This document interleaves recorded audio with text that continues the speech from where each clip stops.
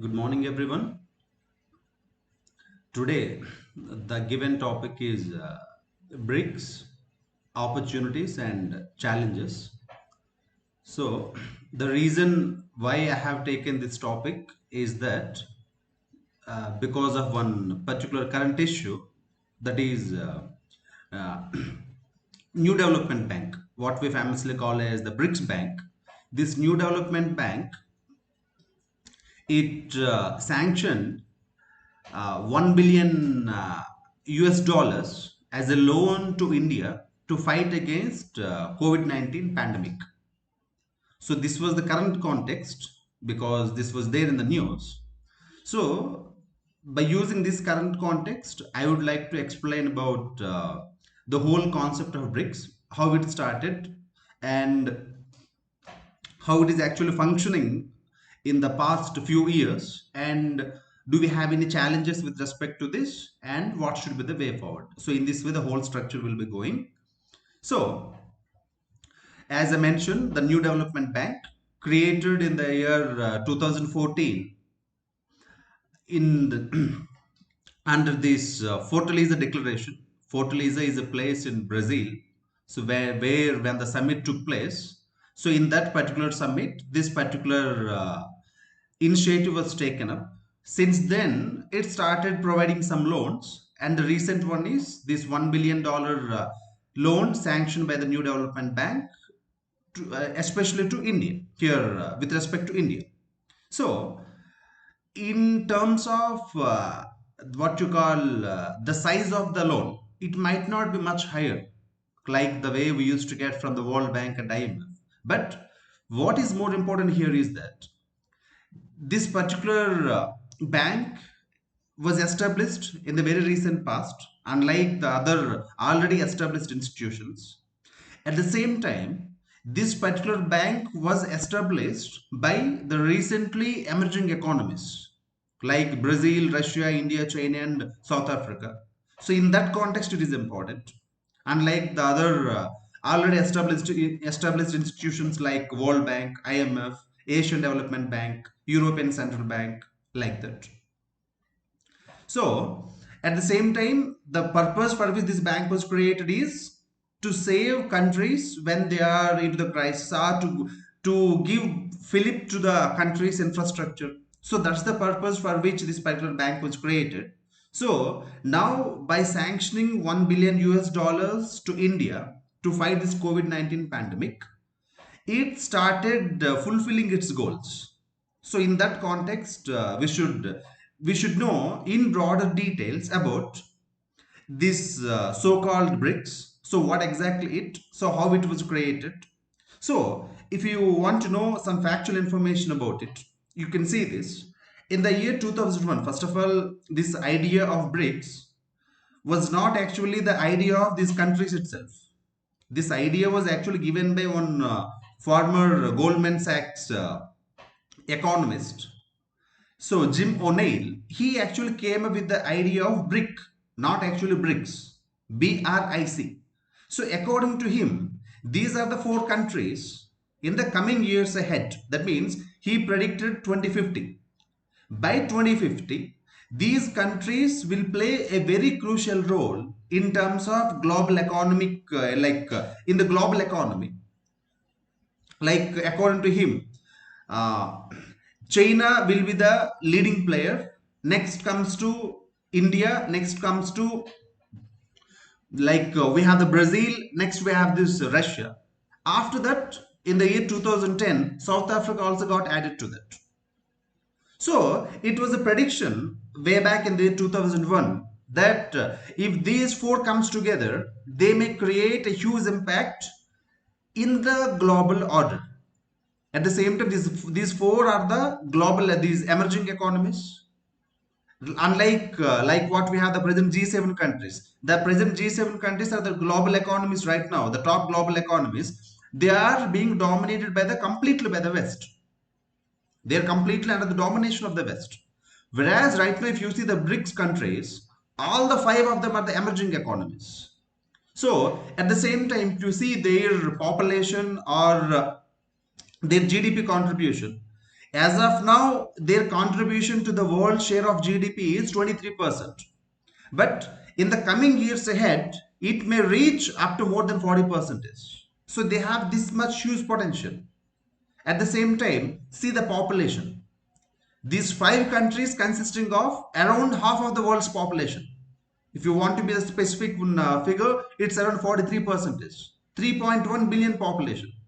In the 6 billion population of the world, half of the billion, around 6 point around it got increased around 6.5 billions. So in the given population of the world, around half of the population is living in these five countries. So that means there is a huge potential. At the same time, there are huge opportunities that are there among these five countries. So in that context, this particular individual has to coin the word BRIC first. So eventually, with increasing years, especially in the year 2008, for the first time they started discussing about it, and the first summit took place in the year 2009 in Russia. So their main intention here is that these five countries, initially only four countries. So in these four countries, they started discussing like how can do we have any kind of possibilities here? So is there any possibility like we all four can come together and can establish an alternative global grouping here? It's an intercontinental grouping if you correctly observe. Russia being representing both Europe and Asia, and we have Brazil representing Latin America. We have India and China representing Asia. It's an intercontinental group. After adding Africa, it become the scope become further larger. So in that context, we should try to understand the importance of the BRICS. At the same time, if you see its ideology is mostly like non-interference, mutual benefit, and equality. So whether it's really proving its ideology or up to the mark to its ideology, we will be seeing in the later screens. Because if you see the NDP latter, you'll come to know they want to go for this kind of equality because they do not want the global order that is being dominated by one country or few group of countries. So these people, these particular countries, their main intention is actually a multipolar world. Multipolar world means the world that is being under the influence of all the countries rather than being under the influence of one or few handful of countries. So this is the whole intention about this BRICS. Accordingly, the grouping was created, and the first summit took place in the year 2009, and the second summit when it took place in Brazil, then formally South Africa was added as a member to it. Then by the year 2010, BRIC became BRICS. Now if you see, as of now, every year since 2009, every year we used to have the annual summits.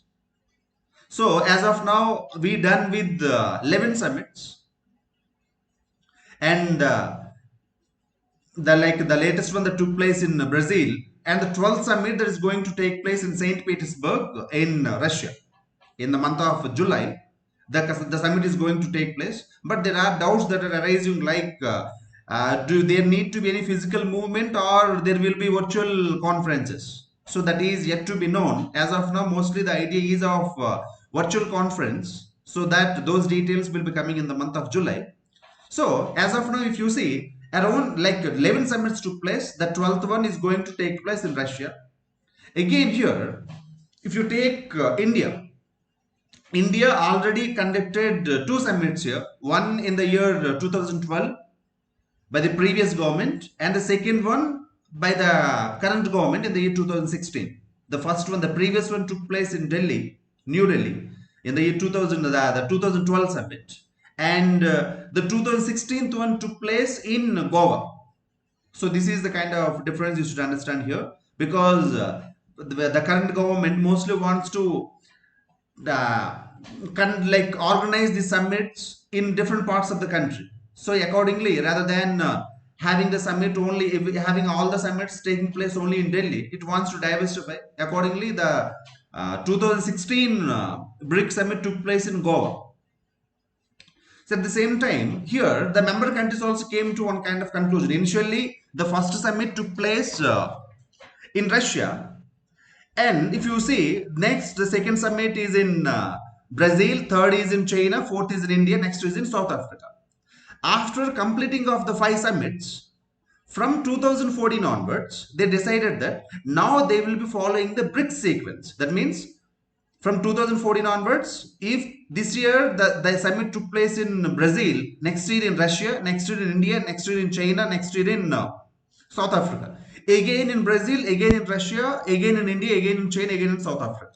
So last year the summit took place in Brazil, next comes in sequence is Russia. That's why now the July summit will take place in Russia. So from in this way, though they are following the sequence.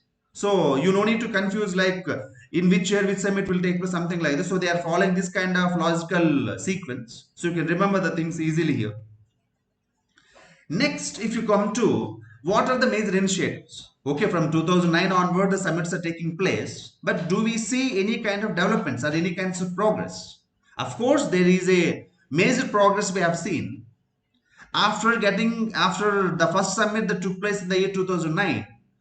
In the year 2000, by 2014, after multiple discussions, finally they came up with a major development. So this major development is what we are seeing right now as the New Development Bank, also called as the BRICS Bank.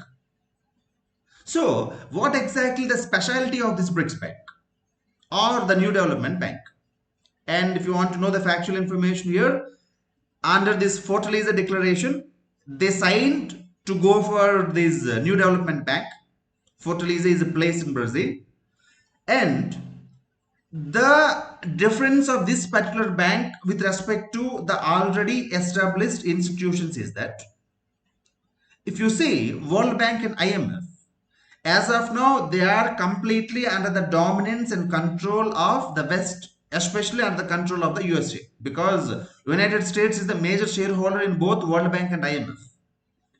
Whereas, if you see this New Development Bank, in the New Development Bank, all the five countries are the equal stakeholders. That means each country will be holding an equal voting share here, 20%. So if you take the total percentage, if you take the total as 100, because there are five countries here, each country is holding 20% share. So initially they thought of to have a $50 billion startup capital. Later that got increased to $100 billion. Each country will be contributing $20 billion as a startup capital. Later they want to increase that further. At the same time, each country will be having a equal share here, like 20% into 5. So that's why I mentioned here 20 into 500. So this particular bank is specifically for giving credit to the infrastructural development or any kind of developmental related initiatives among the BRICS countries. So that's the whole purpose of this new development bank that was created. Along with this new development bank, they came up with another arrangement, what we call this as contingency reserves arrangement. Contingency means, so we will be, because whenever there is any kind of future challenge, that time this particular reserves, that means the amount that is being kept under the contingency reserves, that will be useful. So under the contingency reserves arrangement, again they came up with some $400 billion around. So in that, when it comes to the contingency reserves arrangement, because among the five countries, it is China that is having more economic potential. With that reason, China contributing more comparing with the rest of the countries. So here, the contribution of China is 41% to the contingency reserves arrangement.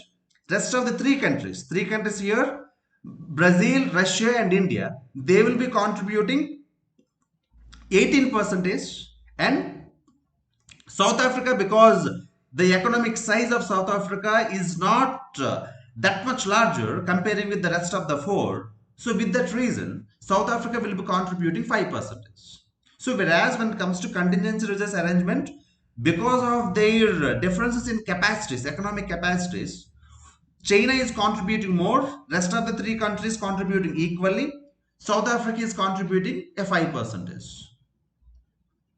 Okay, so this is about contingency reserves arrangement. The very purpose of contingency reserves arrangement is that whenever, if at all, any country among the BRICS countries, if at all any country among the BRICS countries faces any kind of balance of payment challenges, that means I want to purchase the imports, I want to import the goods, but I don't have the money with me. During those situations, this particular amount will be useful. In general, what will happen? If at all I do not have the money to pay for my imports, in that case, yeah, in general, I will be approaching the already established institutions like World Bank and IMF. Right now, because they are being dominated by the West, as an alternative to this, though the initial capital under the contingency reserves arrangement is very low, but still, as a startup, so what we thought of is like rather than approaching the Western dominated financial institutions, why can't we have our own contingency reserves arrangement? So that whenever I face any challenge while importing the goods or services, anything, then I can take help from this contingency reserves arrangement that was also established by signing of this agreement in the year 2014. So these two are the two major initiatives that took place in the year 2014 under the Fortaleza Declaration. So these two are actually a kind of milestone when it comes to showcasing the importance of these BRICS as a regional grouping. Because when you are keep on conducting summits annually, year on year, then there need to be some kind of progress. So in that context, the New Development Bank and the contingency reserves arrangement is a very crucial development within the grouping called as BRICS. Got it.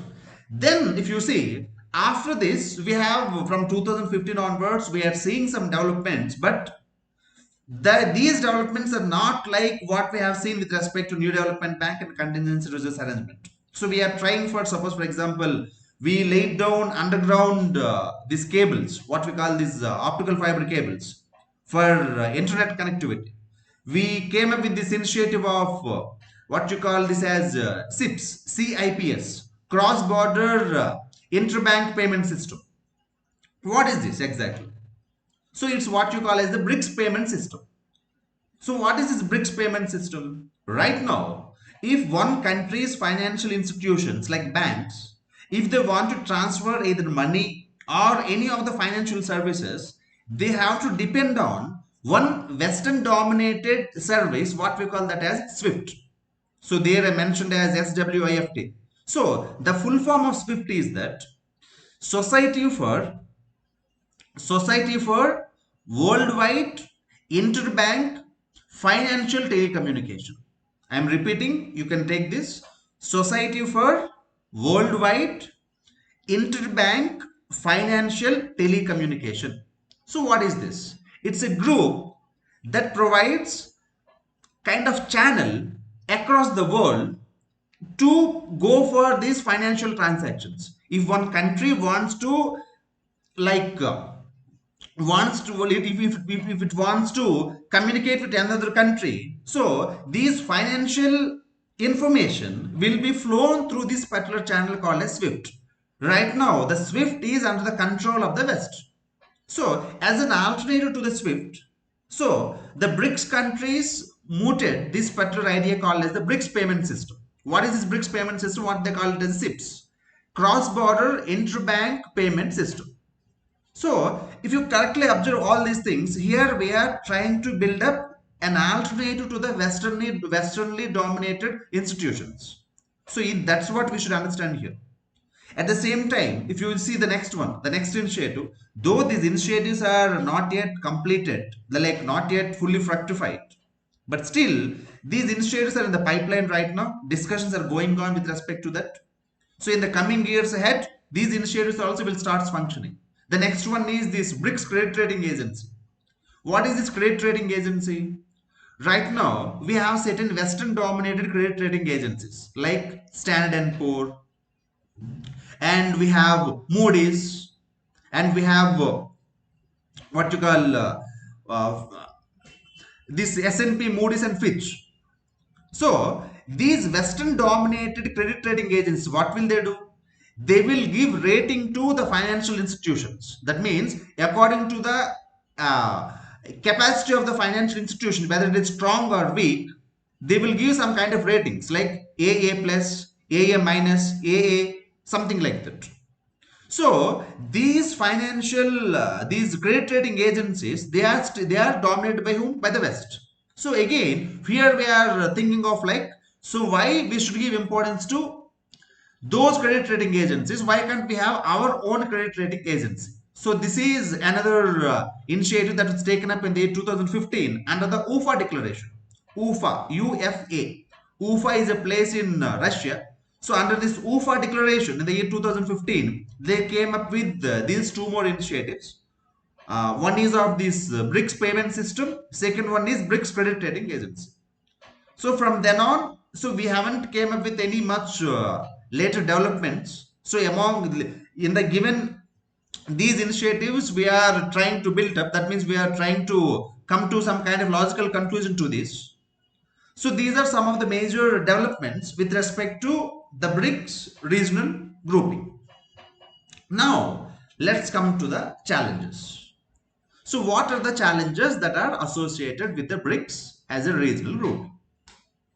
So as of now, we mentioned like BRICS is trying to build up an alternative, and it wants to give a kind of competition or a fight with the West. So when the BRICS is trying to have this kind of alternative grouping to strengthen this multipolar world, does it have any challenges? Of course, there will be challenges because if you see the five countries, these five countries, each country, first of all, they have their own internal challenges. At the same time, the relationship is a bit different. Let us take the simple example. First, let us see the recent challenges, what they have faced. Then we can see the what you call the ongoing challenges. If you see the recent challenge, recently two major things took place. First one is because this regional grouping is among these five countries, and the whole world right now is facing this COVID-19 pandemic challenge. When the world is facing COVID-19 pandemic challenge, at the same time, when these five countries are also facing this challenge, at least once they haven't came together to discuss about what exactly happened. So when this whole situation is happening across these five countries, but still they haven't come at least once to discuss what exactly the situation. So that indicates that though they are there as a regional grouping, so they, because of their internal challenges, they they haven't come across, they haven't come for a formal meeting here. At the same time, they don't have any unity, like in what way we have to tackle. Suppose for example, if you see, take the case of Brazil. The Brazilian president mentioned like we don't want to go for the lockdown.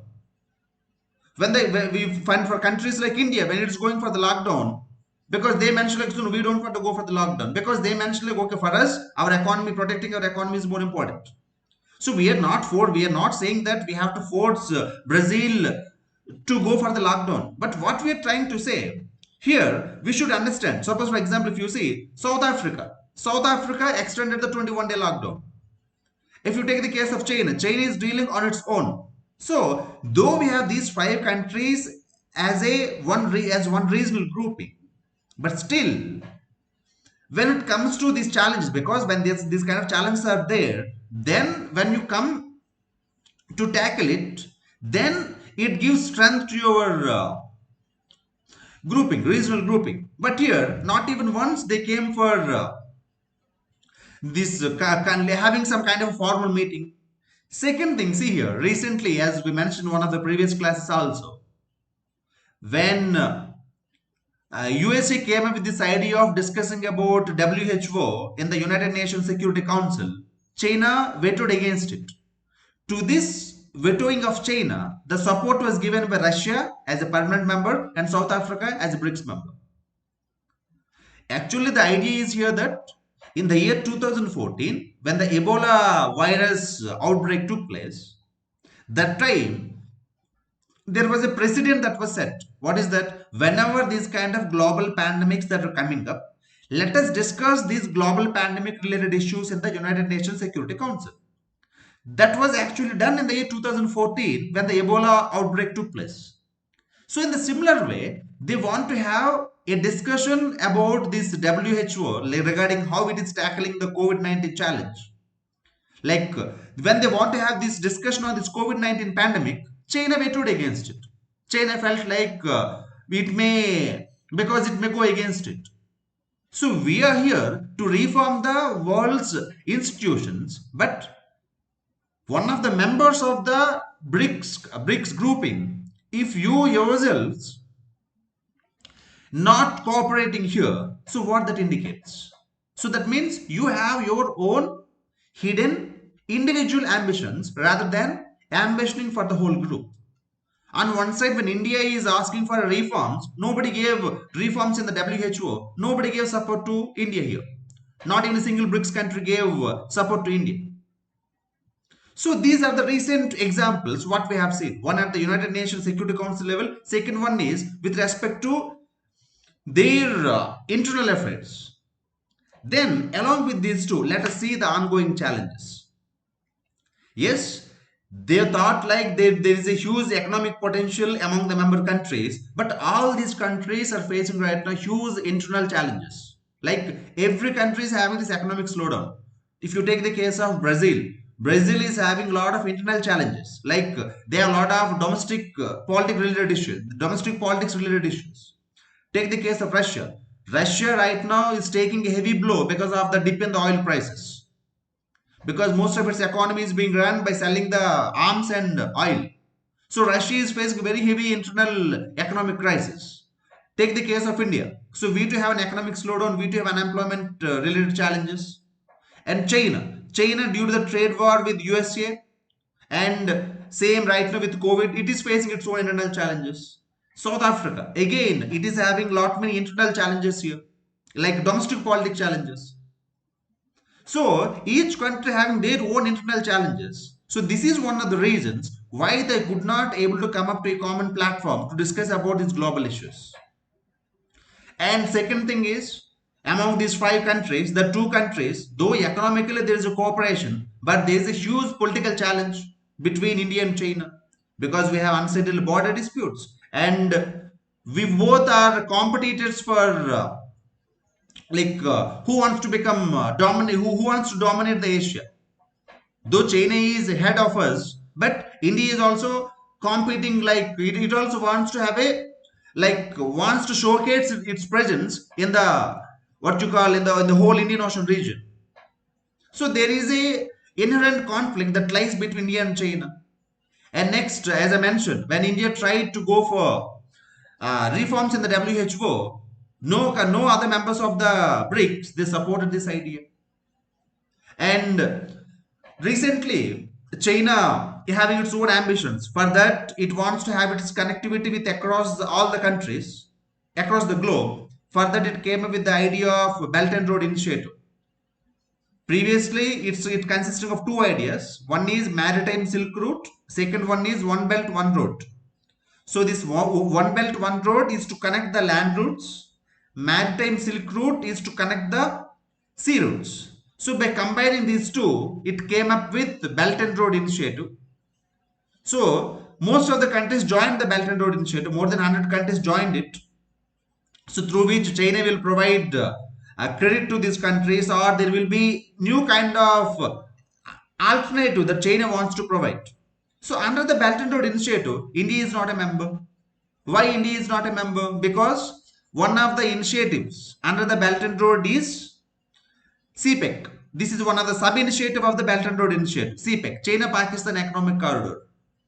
This China-Pakistan Economic Corridor that is actually passing through one of the conflict regions between India and Pakistan, the Gilgit-Baltistan. So because the CPEC is passing through Gilgit and Baltistan, and CPEC is one of the projects of the Belt and Road Initiative, so India denied, and India mentioned that it doesn't want to become a member of the Belt and Road Initiative. At the same time, India started propagating like as an propagating information, like if you, anybody wants to become a member of the Belt and Road Initiative, then in the coming years they may fall under this debt trap. That means because China will be giving more now. Once you can't pay back the money, then China will be asking stake in your country. So what you call this as a debt trap.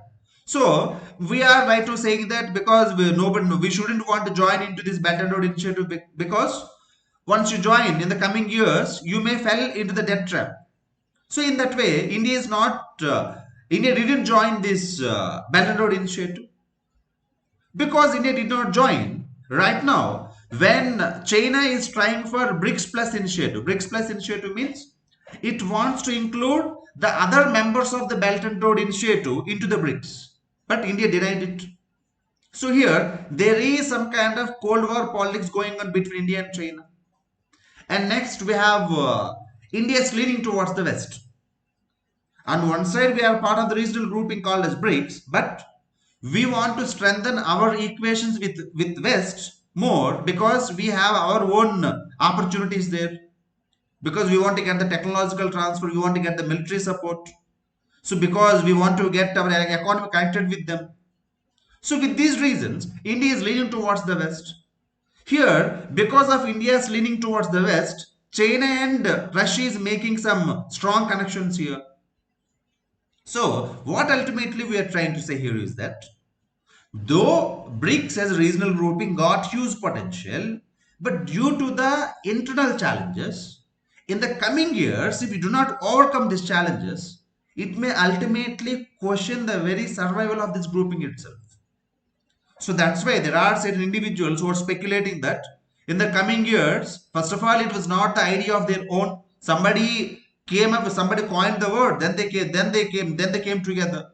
At the same time, they have their own internal challenges. So in the coming years, this particular the regional grouping may not show much relevance. But contrary to that, we started strengthening the institutions. We established this new development bank headquartered at Shanghai. We came up with the contingency reserve arrangement. We are planning for what you call this BRICS payment system, credit rating agency. We are coming up with these ideas. But the thing is, because of these challenges, they might not be implemented. So if you are able to overcome this by reducing the conflicts, by accommodating, like by accommodating each other, by understanding their conflicts, by understanding their challenges, then at least in the coming years, we may further strengthen this organization. So what should be the way forward? So the way forward should be here because this pandemic provided an opportunity to us to prove like, okay, to come together. So in that context, by giving this $1 billion loan is a very good thing, is a very positive side. At the same time, we have other regional groupings. All the 5 members are part of this G20, the global 20 consisting of the top 20 economies. So there these countries can cooperate, they can build up a common agenda here.